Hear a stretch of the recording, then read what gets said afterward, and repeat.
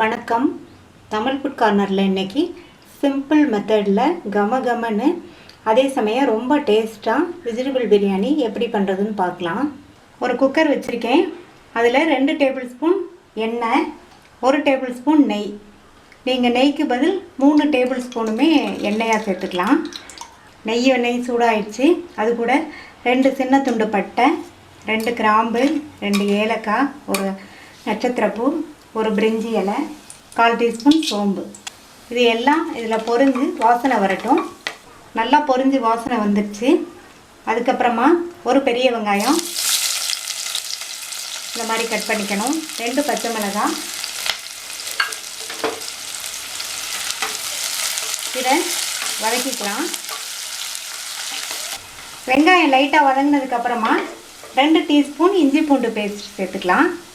இந்த இஞ்சி பூண்டு விழுதோட பச்சை வாசனை போகட்டும். பச்சை வாசனை போய் நம்ம சேர்த்த வெங்காயமும் லைட் கலராக மாறி வரட்டும். அதாவது லைட் ப்ரௌன் கலராக மாறி வரட்டும். லைட்டாக வெங்காயம் கலர் மாறி வந்துடுச்சு பாருங்கள். இப்போது ஒரு தக்காளி பழம் கட் பண்ணது அதை சேர்த்துடலாம். நம்ம சேர்த்த இஞ்சி பூண்டு விழுதோட பச்சை வாசனை போனதுக்கப்புறம் தான் தக்காளி சேர்க்கணும். இப்போது இந்த மசாலாவுக்கு தேவையான அளவு உப்பு சேர்த்துடலாம். உப்பு சேர்த்துட்டோம்னா தக்காளியும் நல்லா வதங்கிடும். தக்காளி வதங்கட்டும். தக்காளி மசிஞ்சதுக்கப்புறமா 1/4 கப் கேரட், 1/4 கப் உருளைக்கிழங்கு, 1/4 கப் பீன்ஸ், 1/2 கப் பச்சை பட்டாணி இதை சேர்த்துட்டு நல்லா ஒன்றா கலந்துடலாம்.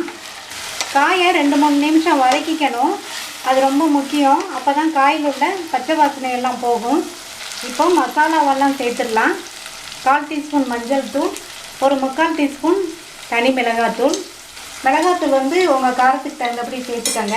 இஞ்சி பூண்டு விழுது கிராம்பில் எல்லாம் காரம் இருக்கும், அதனால் நீங்கள் கரெக்ட் பண்ணிக்கோங்க. 1/2 டீஸ்பூன் கரம் மசாலா தூள், 1 டீஸ்பூன் தனியாத்தூள். மசாலா சேர்த்ததுக்கப்புறம் நல்லா கலந்துட்டு 3 டேபிள் ஸ்பூன் அளவுக்கு தயிர் அதை சேர்த்துட்டு நல்லா மிக்ஸ் பண்ணி விட்டுருங்க. தயிர் சேர்த்ததுக்கப்புறமா 2 நிமிஷம் வதக்கி விட்டாச்சு. இப்போ தண்ணி சேர்த்துடலாம். 1 கப் பாஸ்மதி அரிசி 1/2 மணி நேரம் ஊற வச்சுருக்கேன். அதுக்கு 1/2 கப் தண்ணி சேர்த்துடலாம்.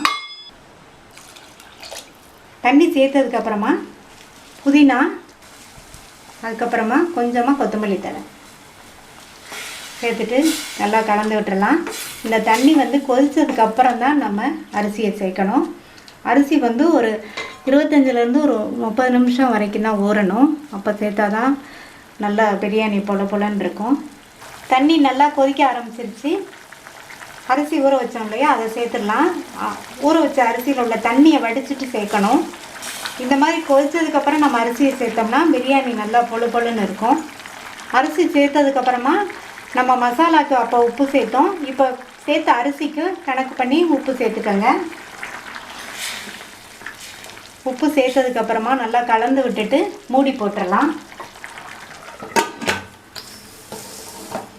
மூடி போட்டாச்சு. ஸ்டீம் வந்ததுக்கப்புறமா வெயிட் போட்டு மீடியம் ஃப்ளேமில் வச்சு 2 விசில் வரட்டும். மீடியம் ஃப்ளேமில் வச்சு 2 விசில் வந்துடுச்சு. ஸ்டீம் போயிடுச்சு. ஸ்டீம் போனாலுமே அதுக்கப்புறமா ஒரு 10 நிமிஷம் கழித்து நம்ம இதை ஓப்பன் பண்ணி பார்த்தோம்னா நல்லா குக்காகி கரெக்டாக இருக்கும். 10 நிமிஷம் கழித்து நம்ம பார்க்கலாம். 10 நிமிஷம் ஆச்சு. திறந்து பார்க்கலாம். நல்லா கரெக்டாக வெந்திருக்கு. ஒரு ஸ்பூனோ அல்லது உடன் கரண்டியோ வச்சு இப்படி லைட்டாக பரட்டி விடணும். நல்லா இருக்குது. ரொம்ப சிம்பிளாக வேகமாக வெஜிடபிள் பிரியாணி ரெடி பண்ணிட்டோம். வெஜிடபிள் பிரியாணி ரெடி ஆயிடுச்சு. நீங்களும் இதே மாதிரி ட்ரை பண்ணி பார்த்துட்டு லைக், ஷேர் அண்ட் கமெண்ட் பண்ணுங்கள். தமிழ் ஃபுட் கார்னர் சேனலுக்கு சப்ஸ்கிரைப் பண்ணுங்கள்.